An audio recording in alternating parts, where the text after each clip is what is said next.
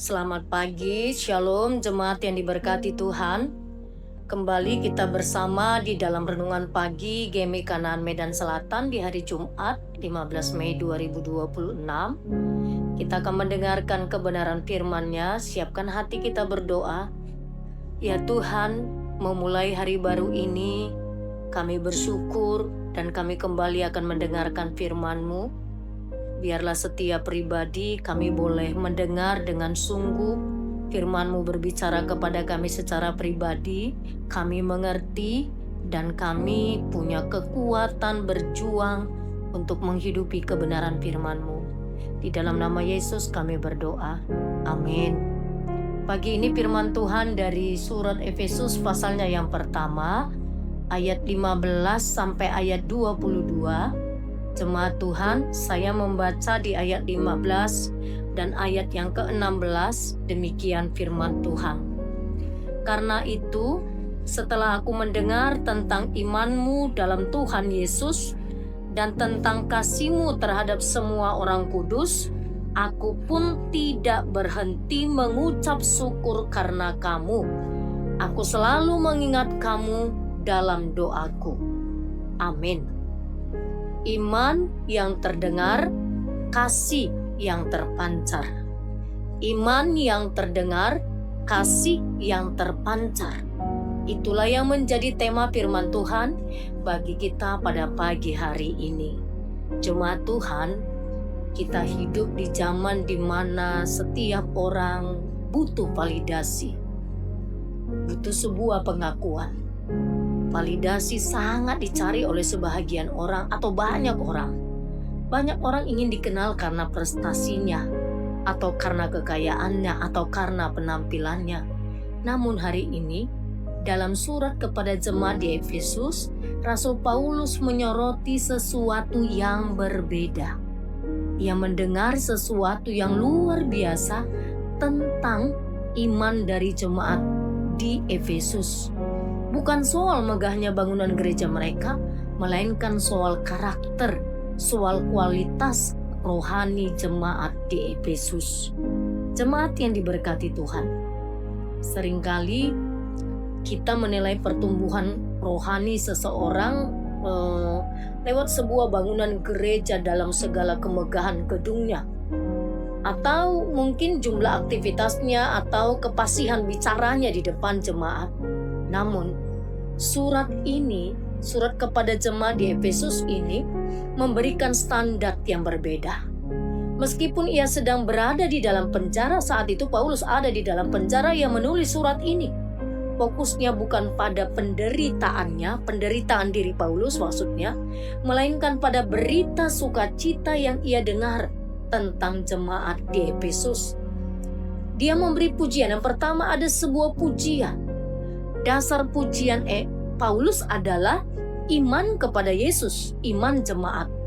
Paulus memulai dengan berkata, karena itu setelah aku mendengar tentang iman-Mu dalam Tuhan.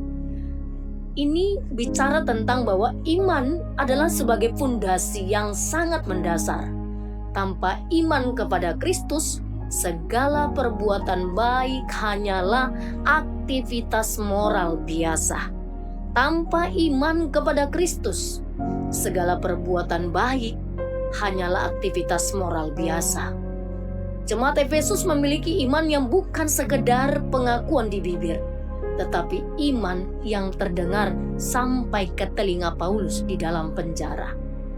Jemaat Tuhan, apakah iman kita cukup hidup hingga orang lain bisa mendengar, bisa merasakan melalui kesaksian atau integritas kehidupan kita? Sekali lagi, pertanyaan yang reflektif untuk kita bersama. Apakah kita memiliki iman yang cukup sehingga orang lain bisa mendengar, bisa merasakan?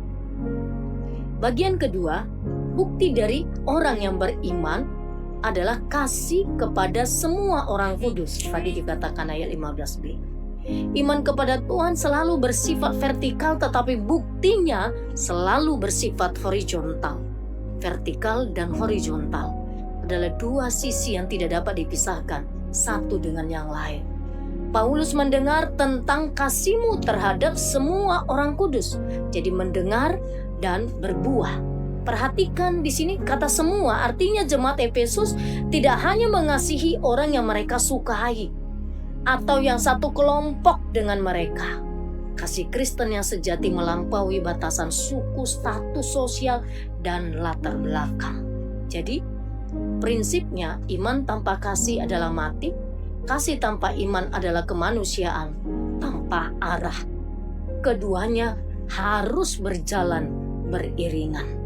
Lewat firman Tuhan ini jemaat terkasih, mari kita menjadi jemaat yang dikenal bukan karena sebatas program-program seksinya, program-program gerejanya, melainkan karena iman yang teguh kepada Kristus dan kasih-Nya yang nyata kepada sesama. Jangan pernah berhenti mengucap syukur atas pekerjaan Tuhan dalam hidup kita bersama. Inilah yang menjadi pesan. Gaya hidup orang Kristen haruslah berdampak. Amin. Kita berdoa. Bapa Surgawi, terima kasih karena hari ini kami belajar dari kebenaran firman-Mu. Ajarlah kami bagaimana mampu bersuka cita atas iman orang lain. Ajarlah kami supaya iman kami juga tidak berhenti pada diri kami sendiri, tapi terpancar melalui kasih kepada sesama. Berilah kami kekuatan menghidupi kebenaran firman-Mu yang kami dengar pada hari ini. Segala aktivitas kami serahkan kepadamu. Tuhan yang menolong dan memberkati kami agar satu hari ini memang aktivitas kami hidup merupakan buah dari iman kami. Profesi kami, pekerjaan kami adalah ibadah kami kepada Tuhan. Pada pagi hari ini kami menyerahkan seluruh jemaat Tuhan yang mengalami kelemahan tubuh.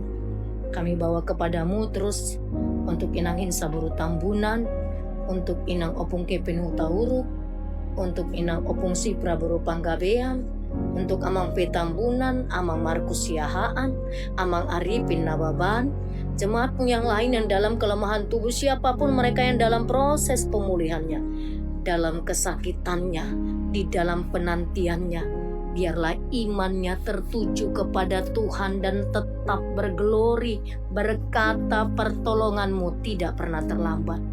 Bapa, hamba memohon berbelas kasihlah Engkau, memberikan mereka kekuatan untuk bersyukur, memberikan mereka kekuatan menanti kesembuhan yang Tuhan sudah kerjakan dan yang Tuhan pasti sempurnakan.